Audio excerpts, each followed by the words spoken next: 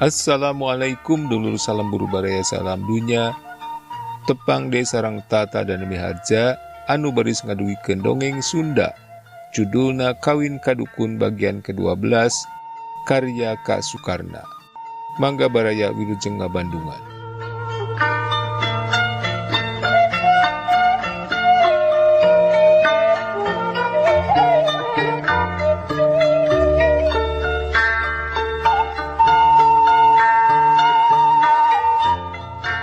Karek oge Neng Sumirah ngabrek nyarita di kamar jegoh aya nu batuk. Atuh manehna ngaranjuk bari ngareret panto kamar serta melong ka lanceukna pok ngomong, "Ari nu batuk di jero kamar saha, Kang?" Karta ngahuleng sakedeung teu dilapok ngajawab, "Batur akang boga panyakit di dieu ngadon titirah." "Naon kasawatna?" "Biasa we panyakit jiwa nu matak dikerem di kamar oge." Edan." "His, encan atuh ari edan mah. Karek kaedanan," jawab Karta bari mengkek piseurieun. "Tos tamicna gaduh panyawat kituna teh?" "Puguh we aya tauna." "Nah atuh teu dilandongan." "Apan ieu keur diubaran ku ajengan pasir angin. Saur ajengan teh kerem bae di dieu, engke oge bakal aya nu datang di pamajikanan hiji dukun. Tah ngan eta hiji-hijin awewe nu bakal mampu ngaubaranana. Malah eta awewe teh cenah sanggeus bisa ngubaran bakal manggi kagembiraan. Kitu tapi Tuhan ajengan pasir angin teh," cek Karta. Neng Sumirah ngadenge Karta nyabit-nyabit ajengan pasir angin mani kerung. Kawas aya nu dipikiran, teu dilapok deui nyarita. "Kenging abdi nepangan nu teu damang." "Is ulah ah, bisi kumaha onam, akang masieun katempuhan." "Sawios akang abdi tanggung jawab bilih aya kitu kieu mah." "Nyapek bae atuh, akang mah moal pipilueun ah," jawab Karta bari ngajak kaluar ka pamajikanana. Neng Sumirah cunggelik di tengah imah terus ngadeukeutan panto kamar nu gering, pok nanya, "Hei, saha ieu nu di jero kamar?" "Ngaran abdi Sumirah," jawab ti jero kamar. "Abong gelo," cek reuntes hate Neng Sumirah. "Hayo ngaran aing di aku-aku." "Keur naon anjeun di dinya?" "Nuju ngantosan buah hate, mergi kapungkur tos janji rek sapapait sama manis sabagja sacilaka, hayang hirup babarengan." "Di mana waktu janjina?" "Di kebon raja," jawabna. "Saha ngaranna buah hate anjeun teh?" "Neng Sumirah." Sumirah ngahuleng sakedeung teu dilapok deui nanya, "Apan tadi anjeun ngaku ngaran Sumirah? Piraku buah hate anjeun ngaranna Sumirah deui?"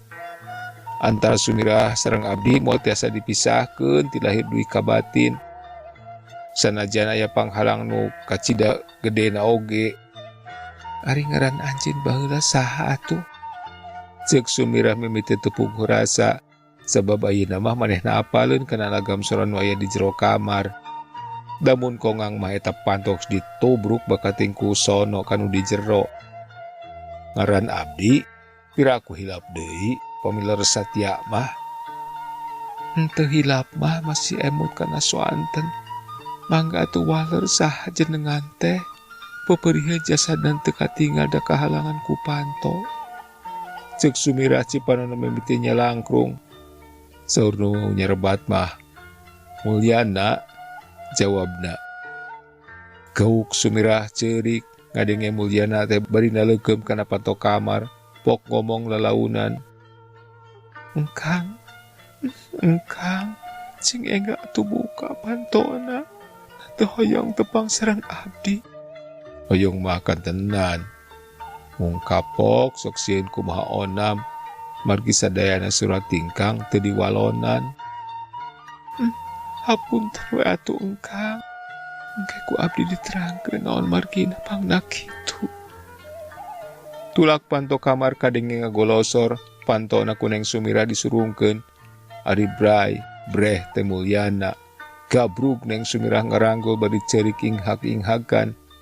Duaan paungku-ungku nyecapkeun ka sono dibarengan ku murubutna Cipanon. "Neng, atos atulah nangis, anggur mangga urang kaluar, di dieu mah isin," Cek Mulyana bari ngahudangkeun Sumirah nu nyuuh kana lahunanana. Neng Sumirah cengkat bari nyusutan cimata. Ku Mulyana ditungtun ka tengah imah. Karek oge lol kaluar ti kamar. Neng Sumirah ngagebeg lantaran di tengah imah aya nu diuk sirahna nyangheuy dina kursi bari nyenghel seuri kawas nu bungah pisan. Si horeng geuning eta teh Kilara.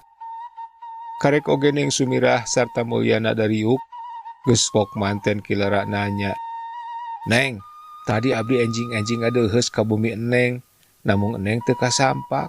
Abdi teras we unjukan ka Ibu Rama yen pamaksadan Eneng bakal dikabul asal syarat-syaratna teh dilaksanakeun." Ari saur Ibu Rama ngiringan wae cenah, upami pamadegan Eneng kitu mah. Tah kumargi urang sadayana tos sahaluan pada janji. Omat ieu teh ulah dipungkir. Sareng dieu bade salat lohor kasaksi pisan ku diri abdi pribadi. Raden Barata sumping ka tuang Rama maksana ngabedokeun panyangcangna ka Eneng. Kumargi eta, abdi engke bada magrib bade ngadeuheus ka Ibu Rama kanggo nagih janji tea supados ulah tunggul sirungan satang supaan ulah aya gantar kakaitanana. Neng Sumirah melengek cipanonna teu karasa nyurucud, ret ngareret ka Mulyana semua nu mundut tulung. Mulyana surti pok nyarita. Engkang kalintang bingahna upami Eneng tiasa nadunan sagala rupiah nu paratos dijanjikeun. Sareng engkang ridho pisan upami dikersakeun ku kawasa gaduh pupojoeun ka Randa. Randa bengsrat, cek Kilara bari seuri. Neng Sumirah sebeleun pisan ka Kilara teh pedah manehna nyebut Randa bengsrat. Jeung kacidek keheuleunan ka Mulyana asa teu aya pisan hojahna. Bari ngandung hate anu mentegeg Neng Sumirah amitan ka Mulyana dalancekna mah teu araya. Karek oge Neng Sumirah teh nangtung, na ari ngong teh Kilara ngomong, "Kade Neng ulah lepat ngahartos, anu lebet kana perjanjian teh, kahiji sadinten teu saprak nikah kedah nyerahkeun deui, kadua teu kenging saresa gebruk, supados kauding we ku Eneng.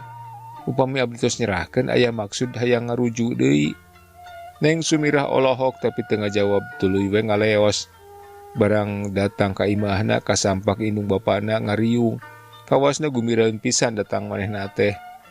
Ku indung bapana dicaritakeun karek oge cenah Jut Nyai Indit, coho teh Kilara datang. Maksudna martotoskeun janji Nyai tea. Mun hasil pagaweanana dikabul maksudna ari kumaha jeung ibunya disaluyuan.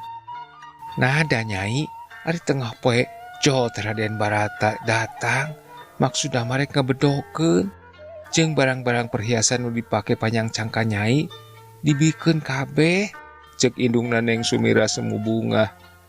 "Abdi oge tos terang Bu," jawab Sumirah. "Nati saha Nyai meunang beja? Apan ti Kilara da teu dipendak di Banjaran di bumi Nece Salamah? Kutan kitu nya ane tah dukun teh wacis jeung nadi make aya di Nyi Salamah?" Indungna heraneun. "Duka atuh," jawab Sumirah. "Urang mah teu kudu loba pikiran, asal maksud urang hasil geus we," cek Ramana.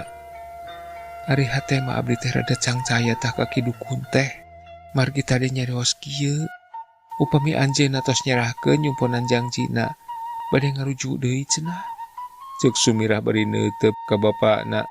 "Ah, salah atuh ari kitu mah. Keun we tong jadi pikiran. Sarenkeun we ka mama," cek Haji Darma. "Engke cenah bada magrib bade ka dieuna teh mama." "Pek bae rek irah-irah oge mau burung di sanghareupan," jawab bapakna. Bada magrib Neng Sumirah jeung indung bapana keur ngariung di tengah imah sambian berempugan pikeun yang hareupan Kilara. Tulila di luar aya sora. "Assalamualaikum." "Waalaikumsalam," jawab Haji Darma bari mukakeun panto.